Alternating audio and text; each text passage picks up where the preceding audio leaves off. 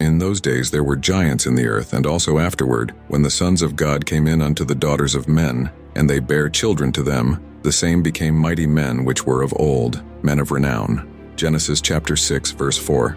I have been called by many names: the creator, the host, the founder. However, you can call me Dr. Curious. After many years of research and investigation, I have decided to finally step out of the shadows and reveal my truth.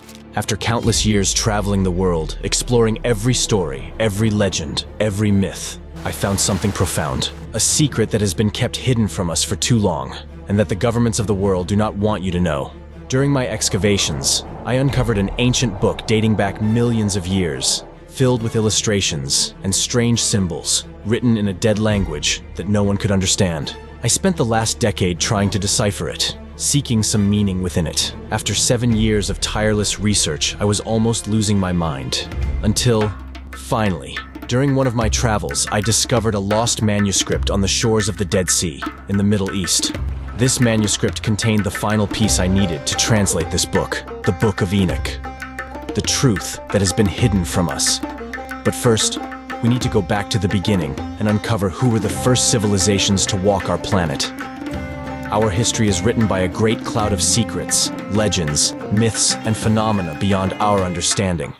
Are we the true owners of our planet? At a certain point in time, people went from primitive hunters to intelligent civilizations that built empires, calendars, and new technologies. All this evolution until today. We are descendants of relatively intelligent beings. But what if it wasn't that simple? What if all the stories told by ancient civilizations, tales of gods and monsters, giants and beasts, ancient beings that once ruled our planet, were true? What if we received ancestral knowledge beyond human understanding? If we look at some details, suddenly emerges an alternative history of the human race, one that completely challenges conventional knowledge and the history that has been taught to us. This version has been largely concealed from the rest of the world, censored by those who call themselves the masters of the world. All this truth has been hidden from us for too long. Humanity has been deprived of the knowledge and the true history of our origins. In early 1997, a group of historians discovered an ancient temple on the outskirts of the old settlement of Qumran in the West Bank. They were investigating ancient civilizations that once lived in that region. Then, by chance, they stumbled upon a large number of perfectly preserved clay jars beneath a massive stone door inside the temple. Somewhat startled, the historians quickly realized that this was a significant archaeological find. Hidden within those jars were a series of ancient scrolls dating back thousands of years. Following this discovery, several archaeologists, historians, and treasure hunters found various fragments of scrolls scattered throughout caves and temples in the region, increasing the number of scrolls found to nearly 900. These scrolls became known as the Dead Sea Scrolls. Within these manuscripts, there were significant references to a mysterious religious text long forgotten by human civilization. Or at least, that was believed to be the case today. This text is known as the Book of Enoch. The Book of Enoch is composed of 5 books: the Book of Watchers, the Book of Parables, the Astronomical Book, the Book of Dreams Visions, and the Epistles of Enoch.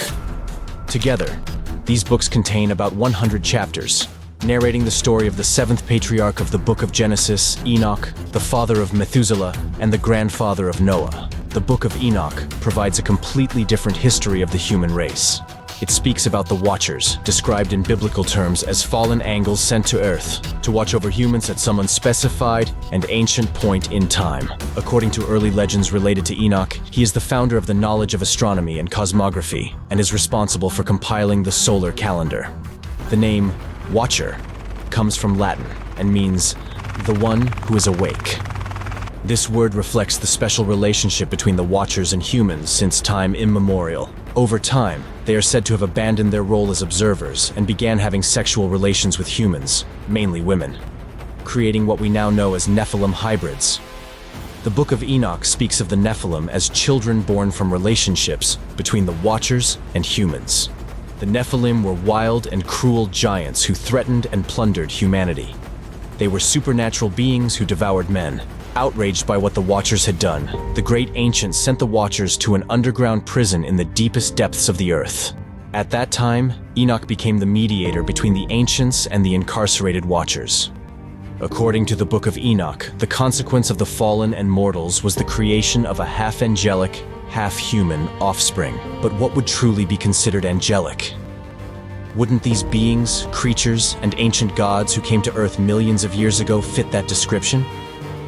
The story doesn't end there, and it continues to say that Enoch, as the mediator between the Watchers and the great ancients, was taken to the heavens, where he flew with the gods, observing the rivers, mountains, and the four corners of the earth. Gods who came from distant stars and were not of this universe. Enoch continues to say that the gods were not pleased with what the Watchers had done, and that the planet needed a thorough cleansing with the Great Flood. This flood destroyed all of humanity and left the Watchers in their prison, where they would remain imprisoned for all eternity to this day. However, before this great flood, Enoch was taken to the heavens in a great chariot of fire, thus saving his life. The story told in the Book of Enoch is not relatively new, as several civilizations that inhabited our planet, from the ancient Sumerians to the Egyptians, Mayans, and Aztecs, speak of ancient entities descending from the heavens to aid humanity. In ancient Sumeria, there is a tale that tells of, thousands of years ago, a race of extremely powerful and intelligent beings inhabited the planet Nibiru. These beings were humanoid, standing 2 meters tall, very similar to modern humans. But as their planet was very cold, they decided to abandon it in search of a mineral that could warm it up, such as gold. Approximately 432,000 years ago, Nibiru approached our orbit. The Nibiruans used spacecraft to reach Earth, settling in southern Africa to extract gold and restore their home planet. However, the Nibiruan masters did not want to perform the arduous task of mining gold themselves. So, they came up with the brilliant idea of developing a species less powerful and intelligent than themselves to do all that hard work. They were named the Anunnaki, which in Sumerian translates to the children of Anu. The Anunnaki began working on the newly conquered planet to mine gold. However, it wasn't long until they rebelled against their creators and demanded the creation of an inferior species to take their place. The Nibiruans agreed to the proposal and created a new species of humanoids by combining their genes with those of the most evolved primates on Earth. It was at this moment, according to Sumerian history, that the Homo sapiens were created, which was the first species of humans. In Norse mythology, there's a tale of a primordial entity, the first creature to exist in the universe. He was known as Ymir, a giant of colossal proportions, created from ice and fire. Later, Ymir was slain by the other gods who emerged after him, and his body gave rise to the world as we know it. His bones formed the mountains, his blood the oceans and seas, his flesh the earth, his skull the sky, and his skull cap the firmament. All these stories attempt to tell a part of the truth about our origins, what the true origin of our world was. But who speaks the truth? Who is right? Human history is filled with secrets and poorly told stories, trying to grasp a drop of truth. I don't have the truth yet, but I can promise you that I won't rest until I find it. With the Book of Enoch, I already have the final piece of the cosmic puzzle, the last key to unravel a truth that has been hidden for too long. You can choose to ignore this truth, but you cannot deny that there are secrets that escape our understanding. If you are a lover of truth and want to continue discovering mysteries like this, follow this channel or dark creatures may come after you.